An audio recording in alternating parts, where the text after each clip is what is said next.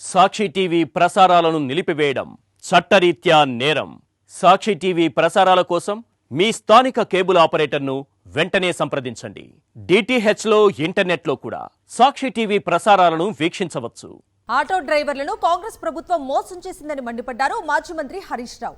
హైదరాబాద్లోని గోకుల్ థియేటర్ నుంచి తెలంగాణ భవన్ వరకు హరీష్ రావు సహా పలువురు బీఆర్ఎస్ నేతలు ఆటోలో ప్రయాణించారు.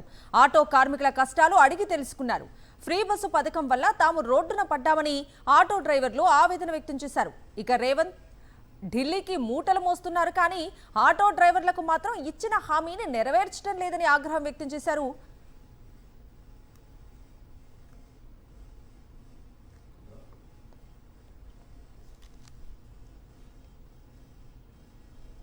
ఇవాళ ఆటో డ్రైవర్ల జీవితాలు పూర్తిగా అధ్వాన్నమైపోయినాయి. రేవంత్ రెడ్డి గారు ఇలా పేరుకు ఉచిత బస్సు అన్నాడు, ఆడోళ్లకు ఫ్రీ అన్నాడు, మగోళ్లకు డబుల్ టికెట్ కొడుతున్నాడు. మగోళ్లకు ఇవాళ టికెట్ల ధరలు పెంచి అటు కుటుంబం మీద భారం వేశాడు.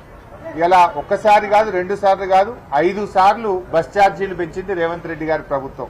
ఆనాడు రాహుల్ గాంధీ హైదరాబాద్ లో వచ్చి ఇదే యూసఫ్గూడాల, ఇదే జూబ్లీ హిల్స్ నియోజకవర్గంలో యూసఫ్గూడాలో రాహుల్ గాంధీ ఆటో ఎక్కి ఆటో కార్మికులకు అరచేతిలో వైకుంఠం చూపించాడు. ఏం చెప్పిండు రాహుల్ గాంధీ?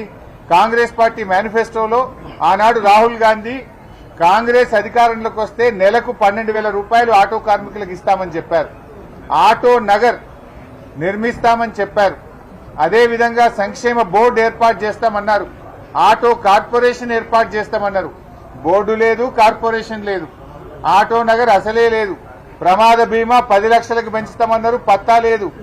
మరి ఇస్తామన్న 12,000 రూపాయలు పత్తాకు లేదు. ఇవాళ కాంగ్రెస్ పార్టీ ఈ రాష్ట్రంలో 5 నుంచి 6 లక్షల ఆటోలు ఉంటాయి. అంటే 5 నుంచి 6 లక్షల ఆటోలకు ఏడాదికి 12,000 చొప్పున 2 ఏళ్లైంది కాంగ్రెస్ గవర్నమెంట్ వచ్చి. అంటే ఒక్కొక్క ఆటో కార్మికునికి 24,000 రూపాయలు కాంగ్రెస్ పార్టీ బాకీ పడ్డది. ఈ 24,000 రూపాయలు రాష్ట్రంలోని ఆటో కార్మికులకు చెల్లించాలని బీఆర్ఎస్ పార్టీ డిమాండ్ చేస్తుంది.